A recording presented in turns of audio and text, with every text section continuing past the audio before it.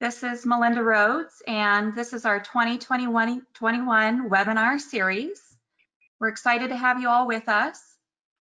Today, we're going to be talking about our Roar Hearing Assistance Program. I have a really special guest with me, and I'd love to introduce him. His name is Dr. Todd Landsberg. He's an owner and clinical audiologist at South Coast Hearing Center in Coos Bay, Oregon. And Dr. Landsberg received his doctorate from the University of Florida, and he completed his residency here in Portland at OHSU. And he's currently practicing in Coos Bay, Oregon. I don't know if you've had the chance to go to Coos Bay. It's absolutely gorgeous, and my family and I visited this summer and got to see their new location. They recently moved, South Coast Hearing Center, and got to visit with Dr. Todd and see the center. It looks great. And we've had the privilege of partnering with Dr. Landsberg for over 5 years now. And Dr. Todd Landsberg was born with hearing loss and grew up wearing hearing aids. And I wondered if you would chat a little bit about that, Dr. Landsberg, and introduce yourself. Okay, well, thank you very much, Melinda. Thank you for all that are in attendance today. Really appreciate you taking time out of your day to listen to this presentation on hearing loss and the ROAR program. It's a pleasure to be speaking with you for all the contributions the Lions Club has done over the years. With this being said, I'll start everything. My name is Dr. Landsberg. My story is I was born with a rare form of hearing loss at birth. Been wearing hearing aids ever since I was about 5 years old. So I have a very unique perspective of hearing loss. And I think it has given me the tools to be able to understand and relate to patients that I serve. So I've taken something that is been a challenge and turned it into a positive to help other people. So this is just some statistics on hearing loss that I pulled out that I thought you would find very interesting. So roughly about 38 million Americans suffer from some form of hearing loss. The big statistic that I want you to take away from this slide is on average, it takes about 7 years for a person to seek treatment. So what that means is when a person comes into my office and I identify them with hearing loss, they will wait about 7 years to receive treatment. Why is that? There is a lot of various reasons behind that. However, you know, the people I am seeing in the office now tend to come in a little more frequently because they're starting to realize that technology is getting better, so they're more inclined to try hearing aids. Another statistic, 91% of the hearing loss cases are 55 and older. Affects more males than females, very, very common. Males tend to have occupations that are around a lot of noise. A lot of my veteran patients have been exposed to noise. Funny thing is, hearing loss tends to affect the female voice range first and foremost. So that's the ongoing joke of my profession, that males always have troubles hearing female voices. We cannot cure selective hearing, so if there's anybody out there that is wondering why they're wearing hearing aids and still not able to hear people, I don't really know what to tell you on that portion. Another statistic that's very interesting is 30% of people have never used hearing aids or have ever tried hearing aids. A lot of reasons behind that, but the takeaway message on that is there's a lot of people out there that have hearing loss that have just, for whatever reason, have not decided to pursue treatment. The number one reason why people typically don't receive treatment is cost of the hearing aids. I have seen the cost of hearing aids to be as much as $15,000 for a set of hearing aids. I think that's insane. I'd rather spend my money either on a car or a nice piece of artwork. I'm hoping that you'll chat a little bit about the signs of hearing loss, since some of our audience members may have experience with this or know folks who are experiencing hearing loss. Yeah, so when I first see a patient, these are some of the signs of hearing loss that I am asking them questions about. Difficulties in background noise is a big one. A lot of people have troubles in restaurants, in a lot of challenging listening environments. Turning up the TV and the phone and the radio are very, very common. Withdrawing from conversations is a big one. Avoiding friends and family because of the fear of having to ask them to repeat things. Speaking louder is a big one. When we have hearing loss, we tend to have to talk louder to be able to perceive our own voice. So that is really the dead giveaway of hearing loss. The other one that I've recently seen is, because we're in this pandemic, and I hope everyone is staying safe, is the mask. The mask alone muffles the sound. Also, more patients are coming in because they're realizing they're using the eye contact and the visual cues to get them by. So they're more actually out to seek treatment because they're realizing how much they're actually missing themselves. And then I'm wondering if you'll also speak a little bit about how, hearing loss affects your life and those around you. So how hearing loss affects your life, the first concept of faster rate of atrophy in the brain, really what that concept is, it's a use it or lose it principle. So if I broke my leg and chose not to seek treatment for 10, 15 years, there's a likelihood that if I went to see the doctor, they would say there's not a lot we can do because you waited so long. Social isolation, we went over that a little bit on the last slide. The dementia factor has come into light recently. So what this one really means is if one has early stages of dementia and hearing loss, a hearing aid will help stimulate the ear in the brain. Now, it is important to know it's not going to cure dementia. It's solely going to help stimulate the brain to reduce the progression of the dementia. The research is still out on that. The other big one from this slide is it affects the friends and family the most.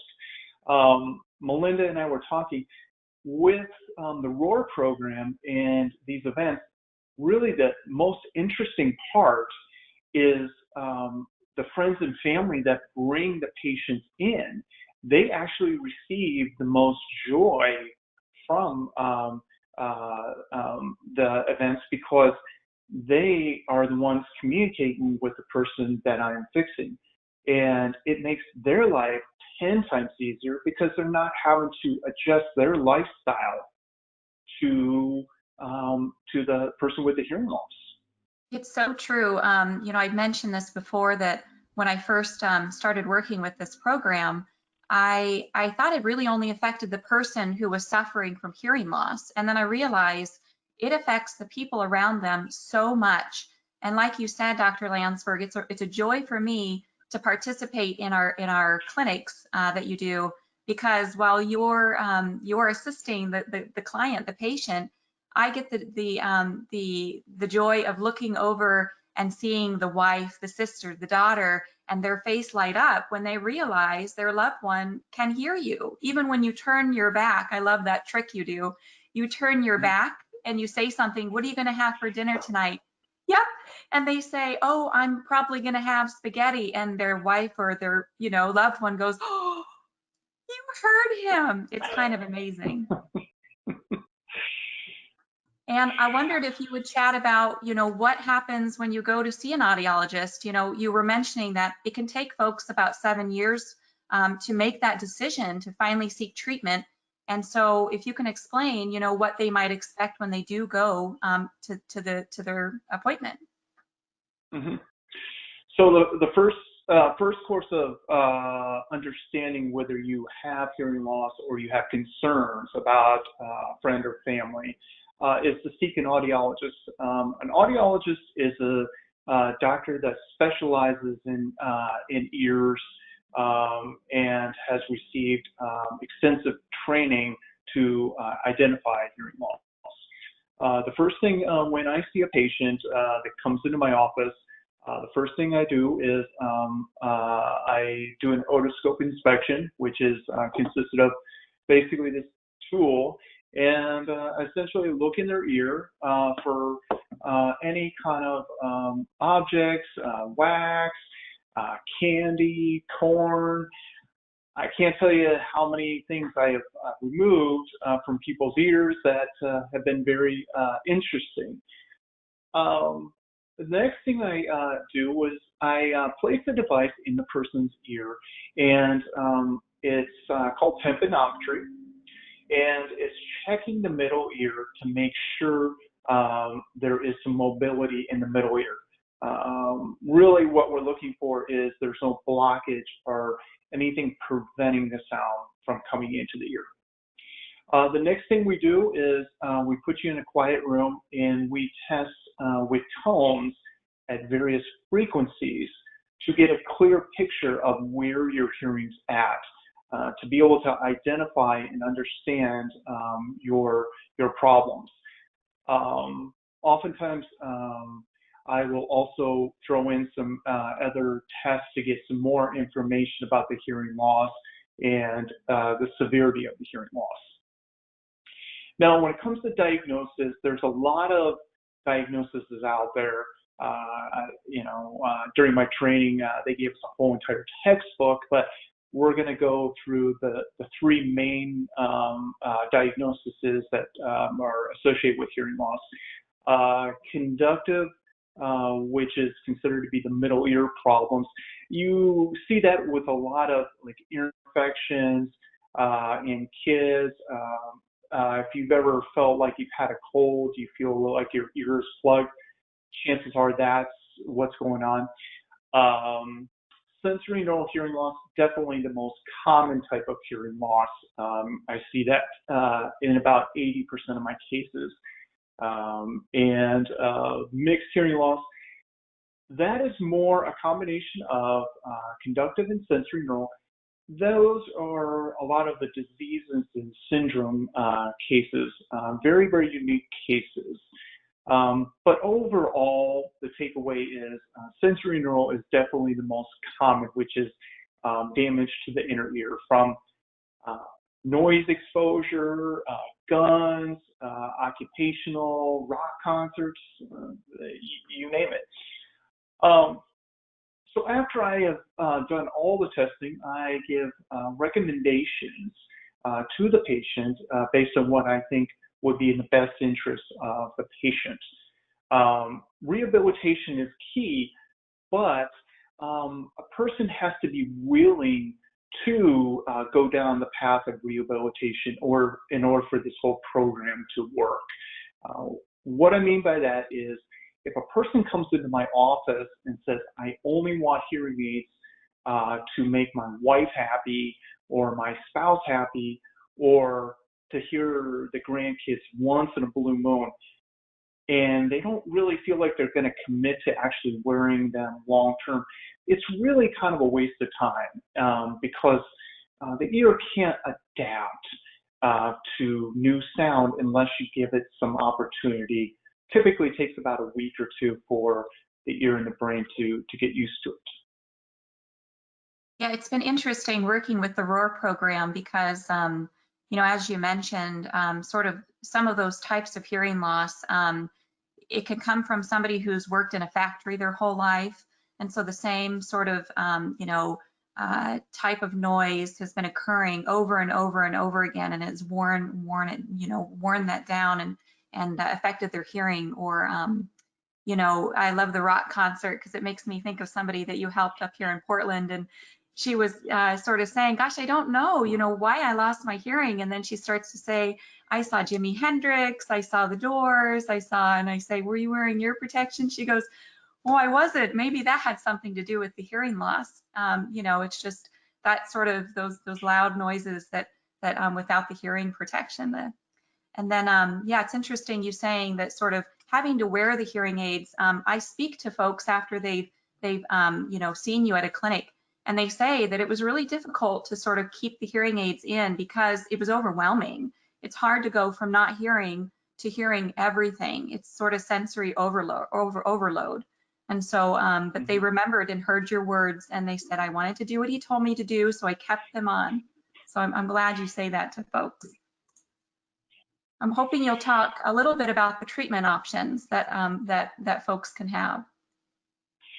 So these are the main treatments out there for hearing loss. Hearing aids. There's various surgeries out there. Oral rehabilitation. That's more if we're retraining the brain through like physical therapy exercises, speech therapy, some other things along those lines. And then this is really the newest topic that has come to light recently, over-the-counter hearing aids. And we're going to go over that.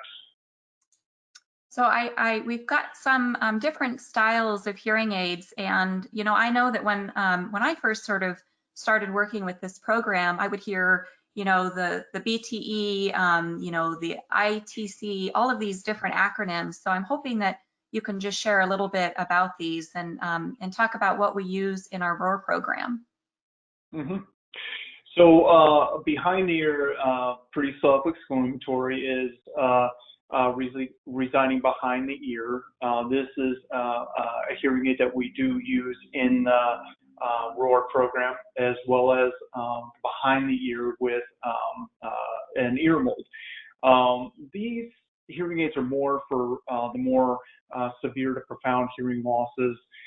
So people that really need power, but we got to keep the sound into the ear without escaping the ear. These are more your cosmetic appealing kind of hearing aids. You have the IIC, the CIC, and the ITC. So these are really specialized hearing aids that are custom made specifically for the patient's ear. The CIC is definitely hands down the smallest device on the market. People tend to lose that very frequently because of the small size. The challenge with both of these devices is it has to be an exact fit in your ear in order for it to work. If it doesn't, you're going to be getting a lot of pain and a lot of discomfort. Currently, we only do this on one special occasions, these types of devices through the ROAR program. And I know that a lot of the folks that we work with have dexterity issues, and so I have heard that sort of the smaller hearing aids are more difficult for them to, you know, to manage. Mm-hmm. Very much so. We have these. So the next style is definitely hands down the most popular. The receiver in the ear. It's a behind the ear device. I'm currently wearing to myself. Very, very popular. This is what we utilize most during our ROAR events. Makes it very easy because it's very, very comfortable, very discreet. But most importantly, people really like wearing this because it just gives them a good feel, and there's less chance to irritate the ear because we can limit the piece that goes into the ear. The ITE, or the low profile hearing aid, it's a good hearing aid. That's kind of your old school hearing aid. Really the only people that utilize those devices are some patients that are so accustomed to it that you're not going to change them into a different style. It's very rare to actually see that style at this point. Yeah, I know that we see that a lot with our Lions Eyeglass Assistance program, that, you know, people who have been wearing a certain style of frames, you know, for a very long time, that's what they're used to and it's what they want to stick with. So I can see the similarities. So this is kind of a new, this is kind of a setup that most people are not aware of, and I'm gonna do the best I can to explain this style of a hearing system. It's called the cross or bicross. So what we're doing is we're taking, patients have a bad ear or a dead ear, so sound can not be registered in that ear. And then you utilize a good hearing aid in the better ear. So we put some microphones on the actual bad ear and we try to send the sound over to the good ear to be able to hear. Now, what are we trying to do? Our best objective is to give the person the ability to localize the sound. What that means is if we can give them some idea of where the sound's coming from, that is really the purpose. I don't do a lot of these because there is a delay from when the microphone hits the bad side and crosses over, as well as these devices are quite costly. These are two of the popular surgical options for hearing loss. The bone-anchored hearing system uses a titanium screw that actually gets implanted in the skull. A surgeon has to do that, not a local contractor. And then the other real popular one that a lot of you might be aware of is the cochlear implants, because there's been over the years some celebrities that have had the cochlear implant, such as a former Miss America as well as Rush Limbaugh. What the cochlear implant is it's really the last resort to fixing hearing. So cochlear implant cases are really people that really cannot hear anything through the hearing aids, and this is why we go down this path. What it's doing is taking the place of the hearing in the inner ear by using electrodes and stimulating in the ear by electrodes. This device has been around for over 20 years, so it's been on the market for quite some time. It is an outpatient surgery, typically takes about 2 to 3 hours. The challenge behind this surgery is, one, the rehab is very, very extensive. If you decide to get a device like this, it on average takes about 6 months to 2 years of rehab for you to fully understand hearing and speech, because you have to realize that with a hearing aid, you're using the natural sound in your environment to pick up sounds through acoustic stimulation. The cochlear implant actually uses electrical, which is not a natural response. So that's why it takes so long, or you may hear people that don't have a lot of success with it. It's because when we lose hearing to this level, any sounds in our environment, it takes the brain time to get used to. This is a personal choice to a lot of people. When I go down this path and talk about this device to patients, I just tell them this is a choice that between you and the surgeon you have to decide upon. But if you go down this path, realize that you're going to have to put a lot of effort to be able to hear. It's not just having the surgery and walking out hearing everything. There's a very extensive process behind getting one of these devices. I can definitely attest to that, because my father figure is profoundly hearing impaired, and I watched him try a lot of different hearing aids throughout my life. And he finally got to the point where he was eligible for a cochlear implant. So he now has them on either side. And he said it was a lot of work, you know, to get used to them, to go get them adjusted. I mean, he would go back and forth to OHSU, and he still does. But he says it's just the quality of life has really increased a lot for him. We did have a question from Kent Calvin, and he wanted to know how many people are having issues with their behind the ear hearing aids because of wearing masks. I would say a lot. I have problems myself because the mask kind of interferes with our ability to wear the hearing aids in the process. So the loss and damage of hearing aids has gone skyrocket. Talked to the company about this, and their philosophy is we didn't anticipate us wearing masks. so it's been a big problem. We do have various little devices in our office that allow for a little bit more stabilizing of the behind the ear devices. I really try to tell people to just be very cautious when you're taking the mask off.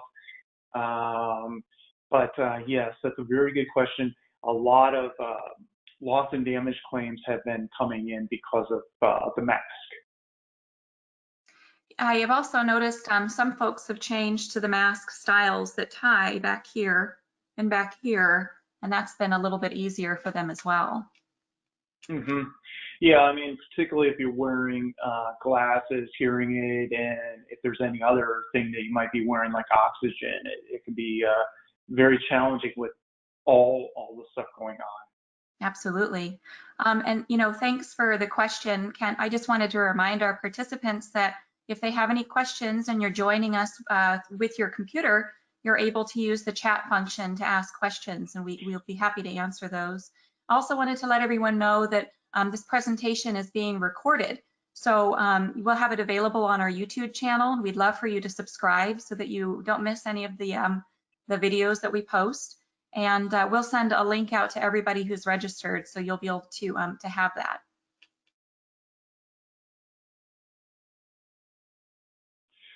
So this is kind of the newer topic that is going on in the field right now of audiology. The FDA recently allowed for over-the-counter hearing aids. So what that means is you can go to Walgreens, Walmart, Fred Meyer, and actually purchase a hearing aid.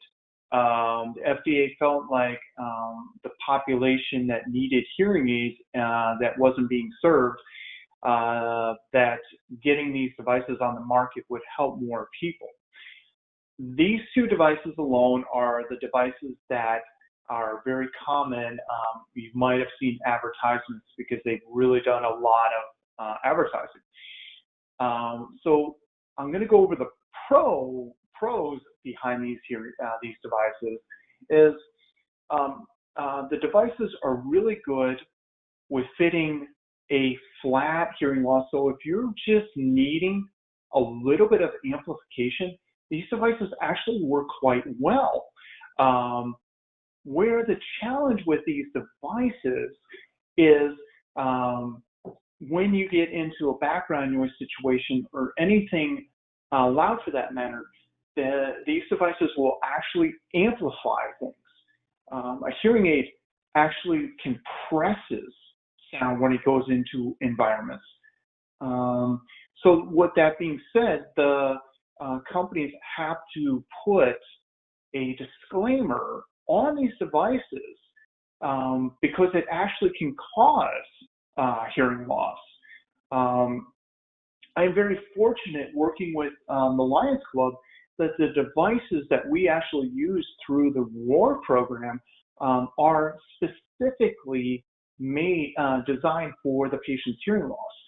So these hearing aids that we use for the Lions Club are way better than these because after I've taken care of a patient with Lions Club, I realized that I gave them the best possible hearing aid, and I fitted their hearing loss for their needs.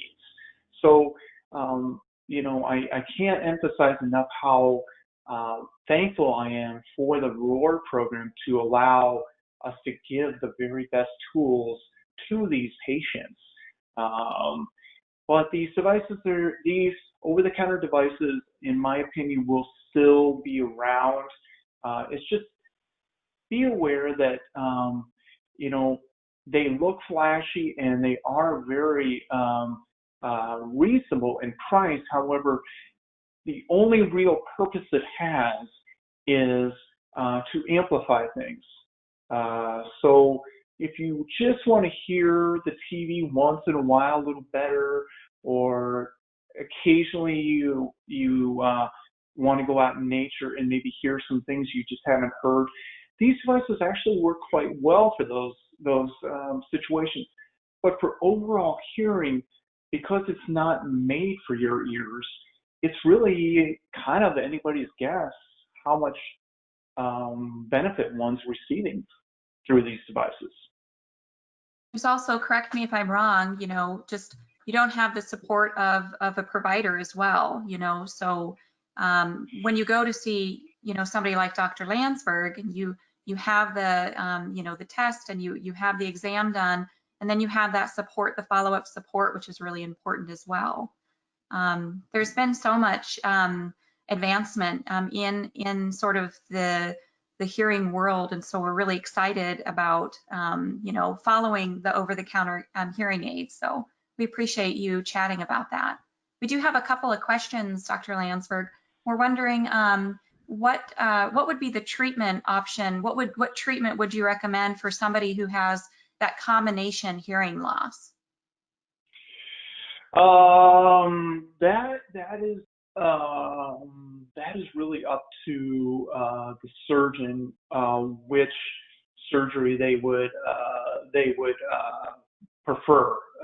Every case along those lines is determined by the surgeon, and the other factor with the surgery is whether it's covered by your insurance. That's a big factor, because devices like Cochlea Implant, if one were to want to pay out of the pocket for that, it's roughly about a $90,000 surgery.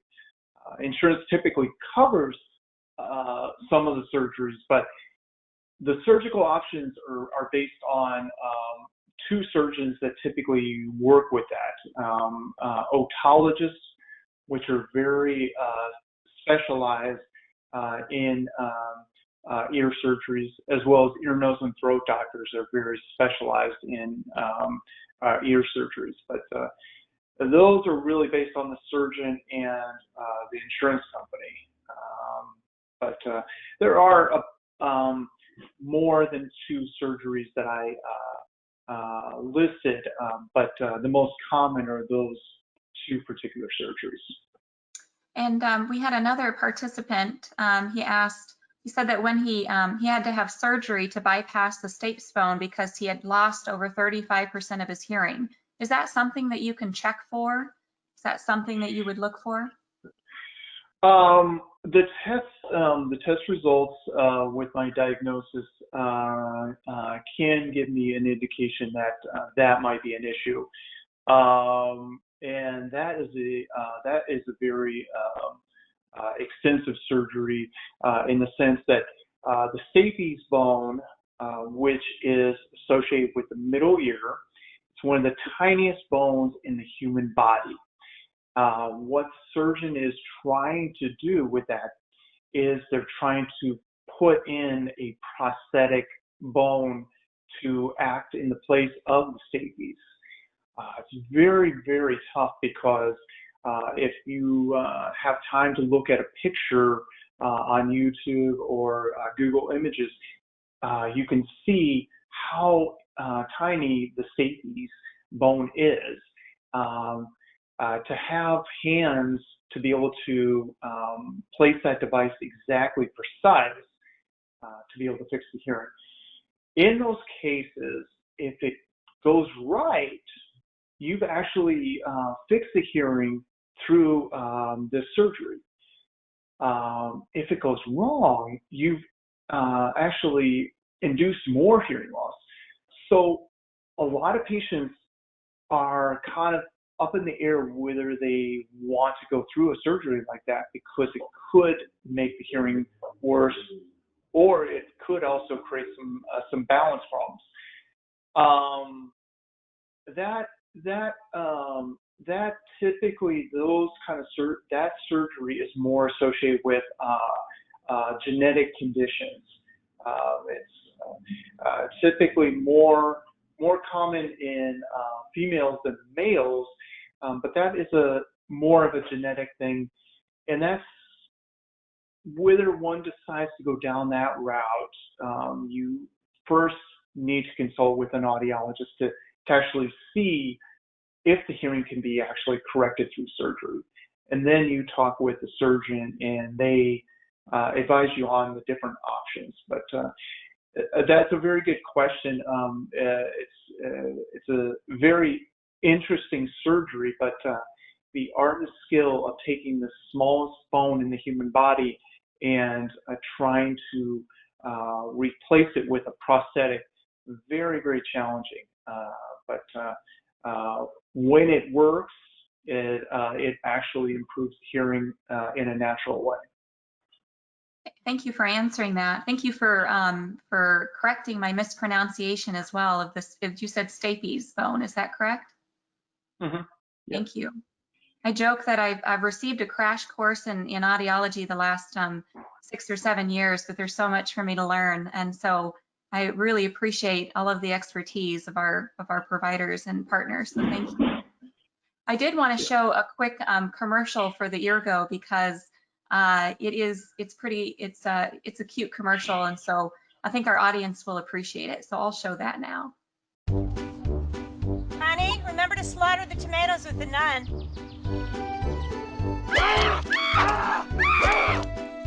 Remember to water the tomatoes when you're done. Sometimes hearing isn't easy. Oh, you shouldn't wear those. Wear these thongs instead.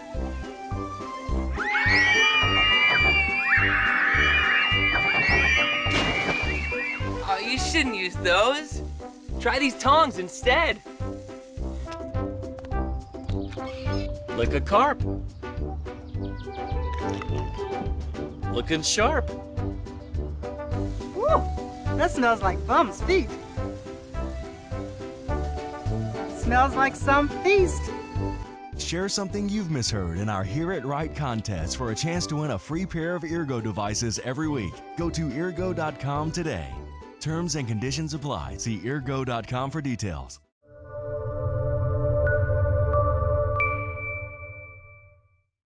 Oh, we just thought that was a pretty funny commercial, so thanks for watching that with us.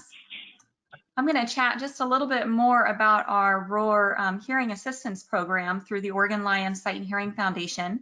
I know some of our viewers may not be living in Oregon or Northern California, but for those of you who are, this program is available through local Lions clubs statewide.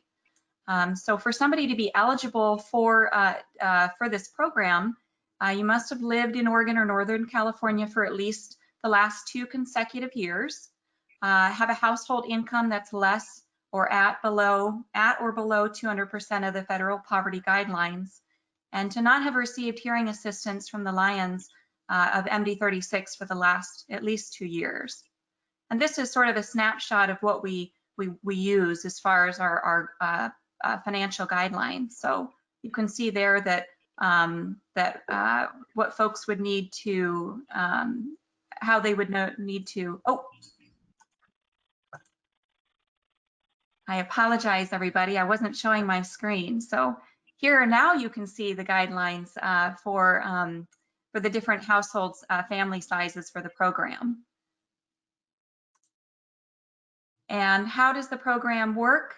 So most people will either email or call to make the referral, that initial referral, and then we forward those referrals to our local Lions Club, we'll use somebody's zip code as a way to connect them to their Lions Club. And if somebody is homeless or in a transitional housing, then we're able to sort of use the zip code where they're currently residing the most. If approved, then the Lions Club client is referred to a partnering hearing provider, such as Dr. Landsberg. Thank you, Dr. Landsberg and South Coast Hearing, who recently helped a client from the abandoned Lions Club. And then the client may be responsible for paying a program service fee per hearing aid. Currently, we have a really wonderful fund available. It's the COVID-19 Roar Relief Fund, and it's thanks to our amazing Lyons and Lane County, who have suggested that these generous funds be used statewide during this pandemic. And there's so many people in need, and it's really wonderful that we're able to help more people with hearing assistance. And then the Lions Club will pay for the fitting fees directly to the provider after the service. And I did want to chat just a little bit because we have Dr. Landsberg here. We have an amazing, it's a mobile clinic, and we've been doing this for a little over 5 years now with Dr. Landsberg. And normally in one clinic in a day, it's about 9 a.m. to 4 p.m. We fill his day. Normally he'll be able to see 12 patients, but because of COVID and we're really careful with our safety protocols, we're just limiting it to 8 people per day, so we have time to properly socially distance and also to clean as well in between folks. So we are following the safety protocols as per current recommendations made by the CDC and the Oregon Health Authorities.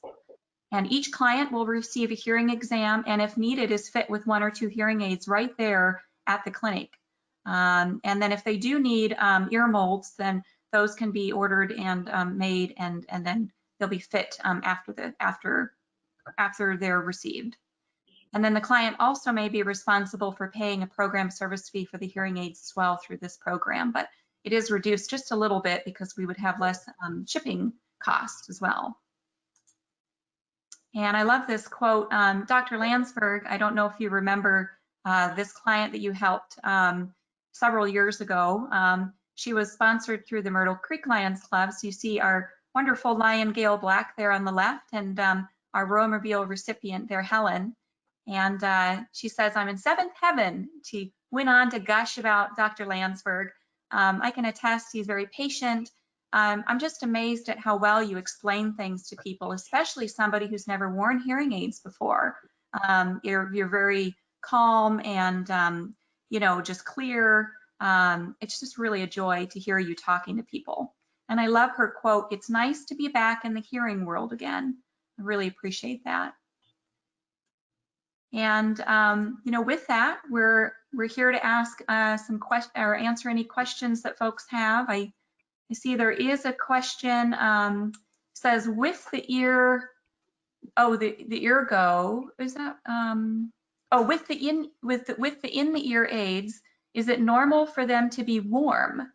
And wondering about, yeah, do they get warm when they're inside your ear? They're not really supposed to. They kind of, I mean, if sunlight is reflecting on the device, it can get warm, but circuitry-wise and everything, no, it shouldn't be getting warm by any stretch. The ear canal typically stays at a reasonable temperature, so there wouldn't be anything in the canal that would be causing warm, but it sounds like there might be some pain and discomfort that would just require looking in the ears to make sure there might not be an infection. But if the hearing aid is warm, yeah, that might be something defective on the actual hearing aid, because I can't say I've encountered that all that often. We also had another question about sort of any developments with tinnitus, and I know that you're at your clinic, you've been seeing more tinnitus patients. Is that correct? And what new developments? Yeah. So, I mean, to give everybody just a crash course of what tinnitus is, tinnitus is going on the brain and it's being perceived in the ears. It's considered to be a phantom sound. So it's almost like if I cut my finger off, even though my finger's not there, the sensation still stays with me. I did about 3 to 4 years of research at OHSU trying to come up with different strategies for tinnitus.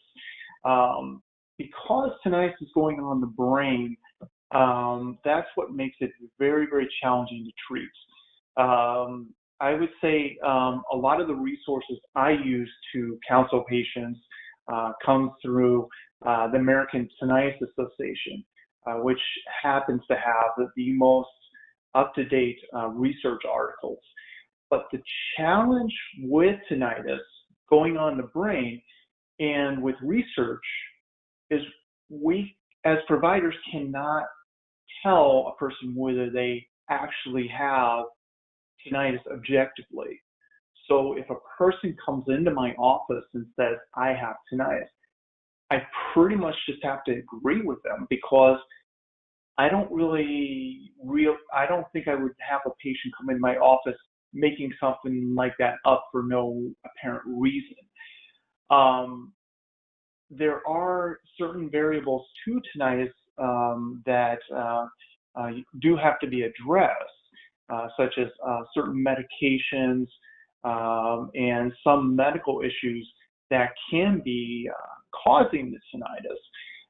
But the research is getting better, but the biggest problem when I am faced with trying to tell a patient what treatment is better for them is I don't have anything to base results on. My research when I was working on tinnitus was trying to give medications to help with tinnitus. Unfortunately, what I found was the placebo that I was using was getting more benefit than the actual medication. So we know that tinnitus is very psychological, but with that being said, really the best course of treatment that I have seen and I have people turn to is the American Tinnitus Association, because there are a lot of doctors and researchers that publish free articles to look at on their site about at least the stuff that's starting to get clinically proven. But nothing out there has been approved by the FDA.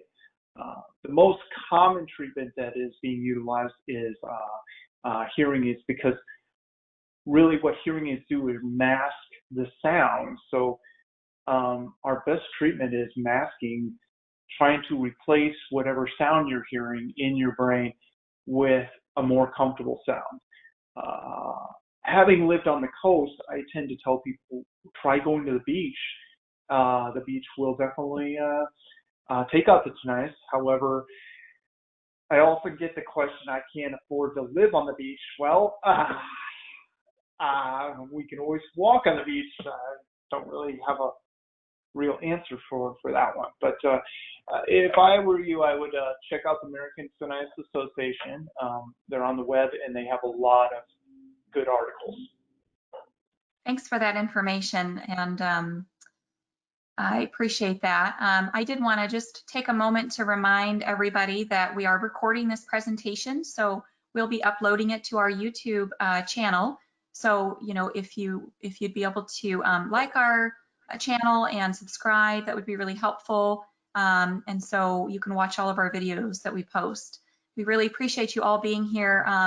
Dr. Landsberg, looks like you have a beautiful day over there in Coos Bay, and we appreciate you taking the time to chat with us, and appreciate all you do for the Lions. I know that you also help veterans as well. You do a lot of really great pro bono work, and you're just a really incredible human and a really wonderful provider, and really appreciate you very much. So thanks for being here with us. And if anybody has any questions, you know, something that you think about after we end here, you know, please go ahead and email or call me. I love to talk to anybody and everybody about hearing loss. It's really important to me. It's near and dear to my heart. And if you have any questions for Dr. Landsberg, I'd be happy to pass those along as well and help get answers for you. Thanks again, and thanks for spending your time with the Oregon Lions Sight and Hearing Foundation today. We appreciate it, and we will we'll see you next time for our next webinar.